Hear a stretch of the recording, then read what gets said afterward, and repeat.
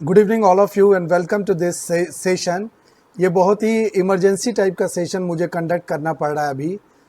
उसके पीछे रीज़न है, बहुत वैलिड रीज़न है, जिसकी वजह से हमारे प्यारे स्टूडेंट्स जो कि बहुत मेहनत के साथ पब्लिक सेक्टर अंडरटेकिंग या गवर्नमेंट जॉब्स की तैयारी में लगे हुए हैं, उनके लिए ख़ास कर ये वीडियो मैं बना रहा हूँ आज। अभी सोशल मीडिया पे एक मैसेज चल रहा है, बहुत वायरल है। मेरे पास वो मैसेज आया, उसके अलावा मेरे कई स्टूडेंट्स ने, जब मैं बीएससी एकेडमी में शूट करने के लिए जाता हूँ तो मेरे कई स्टूडेंट्स ने मुझसे पूछा कि क्या ये सर सही है, अगर ये सही है तो फिर हम लोगों की तैयारी बेकार है।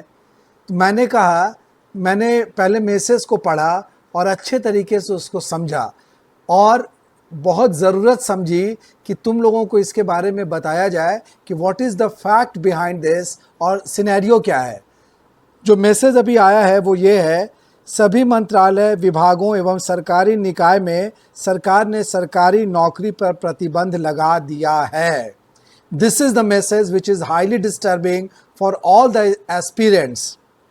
आगे इसमें लिखा हुआ है, आगे से सरकारी पद पर कोई भर्ती नहीं होगी, केंद्र सरकार ने नोटिस जारी कर दिया है। ये बहुत ही इम्फैटिकली कहा गया है कि केंद्र सरकार ने ऐसा निर्णय ले लिया है कि अब कोई सरकारी नौकरी किसी को नहीं मिलेगी। 1 जुलाई 2020 के बाद जो भी आवेदन किए गए हैं वो भी रद्द करने की घोषणा कर दी है। अब बताओ, सोशल मीडिया में कभी कभी कैसे कैसे मैसेज आ जाते हैं। उसके अलावा मुझे ताज्जुब तब हुआ जब 2-3 न्यूज़ चैनल्स में भी मैंने देखा कि उन लोगों ने कैसे इसको इंटरप्रेट किया है। The interpretation is highly objectionable और बिल्कुल गलत इंटरप्रिटेशन है ये। तुम्हारा क्वेश्चन होगा कि आप कैसे कह सकते हैं, तो मेरी स्टैंडिंग वैसी है। एक बार मैं बता दूं, तुम लोगों को पता भी होगा कि मैं 1 साल इंस्पेक्टर था कस्टम्स एंड सेंट्रल एक्साइज में।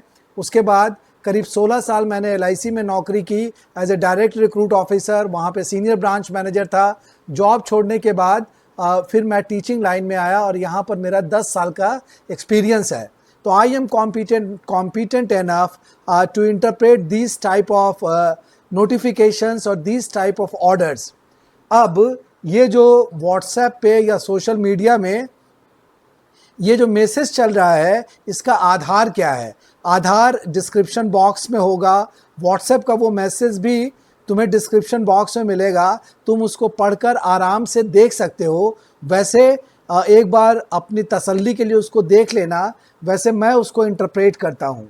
ये जो भी तहलके वाली ये जो न्यूज़ है, जो लोगों को निराश करने वाली, तुम जैसे यंग जनरेशन को जो कि लालायित है गवर्नमेंट सर्विस या पब्लिक सेक्टर अंडरटेकिंग्स, बैंक, इसमें जॉब लेने के लिए, उनको निराश करने का ये एक तरीका है, ये एक टूल है।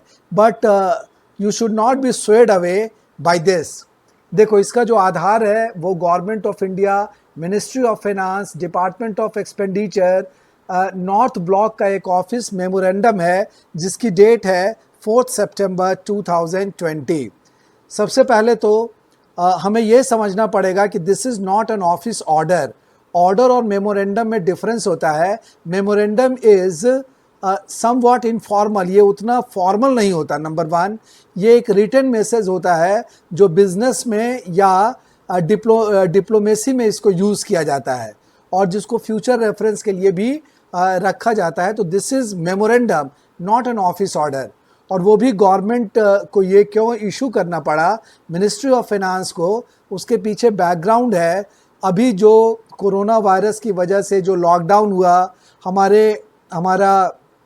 हमारी इकॉनमी जो थोड़ी गड़बड़ चल रही है, तो थोड़ा कंट्रोल करके चलने की ज़रूरत है। हम लोग देखते हैं घर में भी कभी कभी हमारी आर्थिक स्थिति जब ख़राब होती है तो हम लोग अपने खर्चों को कर्टेल करते हैं, उसको नियंत्रित करते हैं। बस this is the only objective behind issuing this office memorandum.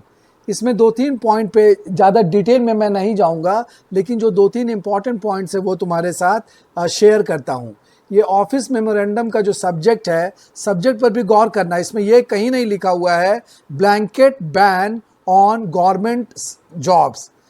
अगर सरकार का मंसूबा ऐसा होता तो इस तरह का ये ऑफिस ऑर्डर निकाला जाता। बट नंबर पहले तो ये मेमोरेंडम है, उसके बाद जो सब्जेक्ट दिया गया है वो है expenditure management further economy measures.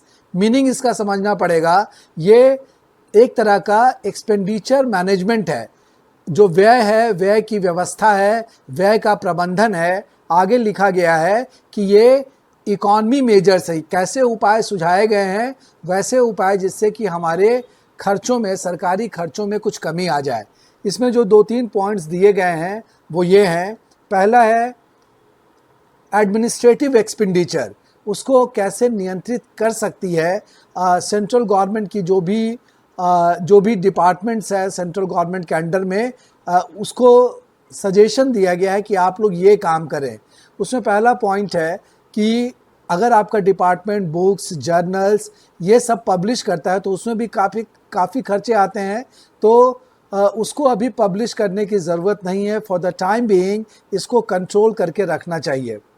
दूसरा है, हर एक डिपार्टमेंट कुछ ना कुछ फंक्शन ऑर्गेनाइज करते रहता है, बड़े लेवल पे कभी कभी मीटिंग्स भी होती है, बड़े बड़े होटलों में ये होता है, तो उस खर्च को भी कटौती करने के लिए कहा गया है और बोला गया है कि इस तरह के जो फंक्शंस हैं या सेलिब्रेशंस हैं उसको कुछ समय तक न किया जाए ताकि खर्चे में कमी आ सके। उसी में तीसरा पॉइंट दिया गया है, ये इम्पॉर्टेंट पॉइंट है, बहुत से डिपार्टमेंट्स एक्सपर्ट एडवाइस के लिए कंसल्टेंट्स रखते हैं। वो अपने अपने फील्ड के एक्सपर्ट होते हैं और डिपार्टमेंट्स को एडवाइस करते हैं। इसमें कई बार रिटायर्ड ऑफिसर्स भी होते हैं गवर्नमेंट के, जिनके पास लंबा एक्सपीरियंस होता है, उनको कॉन्ट्रैक्चुअल बेसिस पे हायर किया जाता है। इनको जो असाइनमेंट दिया जाता है वो 6 महीने के लिए दिया जाता है और उसके बाद अगर उनकी सर्विसेज अच्छी रहती हैं तो उसको एक्सटेंड किया जाता है, अदरवाइज़ वो कॉन्ट्रैक्ट टर्मिनेट हो जाता है। तो कहा गया है कि अभी डिपार्टमेंट्स में कोई नए कंसल्टेंट्स को अपॉइंट करने की ज़रूरत नहीं है, उसके बिना भी काम चल सकता है। स्थिति में जब सुधार आएगा तब हम लोग फिर उनकी सर्विसेज को ले पाएंगे। तो ये एडमिनिस्ट्रेटिव एक्सपेंडिचर के लिए कहा गया था, पॉइंट ए, बी और सी में इसको डिफाइन किया गया है। Then we come to creation of post, जिसको लेकर ये messages they are doing rounds in social media, in WhatsApp, और जिससे हम लोग परेशान हैं। उसके बारे में देखो क्या कहा गया है कि जो नए पोस्ट हैं, कभी कभी ऐसा होता है कि किसी डिपार्टमेंट में अचानक किसी नए पद की ज़रूरत पड़ जाती है और वो डिपार्टमेंट अपने बेसिस पे उसको क्रिएट करता है और अपॉइंट कर सकता है। बट इसके लिए परमिशन हायर अप से, मतलब सेंट्रल गवर्नमेंट से, उस डिपार्टमेंट के डिपार्टमेंट हेड को वो अथॉरिटी दी जाती है। तो इस पर भी बैन किया गया है और फिनांस मिनिस्ट्री ने कहा है कि इस तरह के जो भी डेलीगेशन ऑफ पावर्स किए गए हैं उसके तहत ऐसे अपॉइंटमेंट्स को पर अभी रोक लगा रहना चाहिए, लेकिन ये बहुत कम होते हैं। These appointments are made in exigencies, और ये रेयर होते हैं और छिटपुट होते हैं। 2-4 इस तरह के अपॉइंटमेंट्स पूरे साल में होते हैं, जिसके बारे में कहा गया है कि अगर बहुत ज़रूरत नहीं है तो इसको अभी रोक दिया जाए, और अगर बहुत ज़रूरत है तो फिर से एक बार इसके लिए सैंक्शन ले लिया जाए।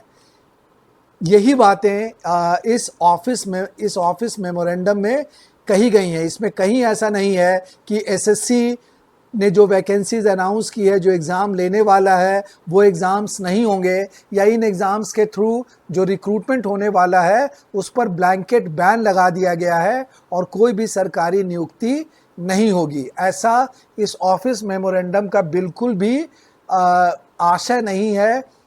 This does not mean this at all, मैं यही कहना चाहूँगा। इसीलिए ये दोनों चीज़ें, व्हाट्सएप पे जो मैसेज है वो, साथ ही साथ ये जो ऑफिस मेमोरेंडम जो इशू किया गया है मिनिस्ट्री ऑफ फिनांस के द्वारा, गवर्नमेंट ऑफ इंडिया के मिनिस्ट्री ऑफ फिनांस के द्वारा, वो मैंने डिस्क्रिप्शन बॉक्स में डाल दिया है।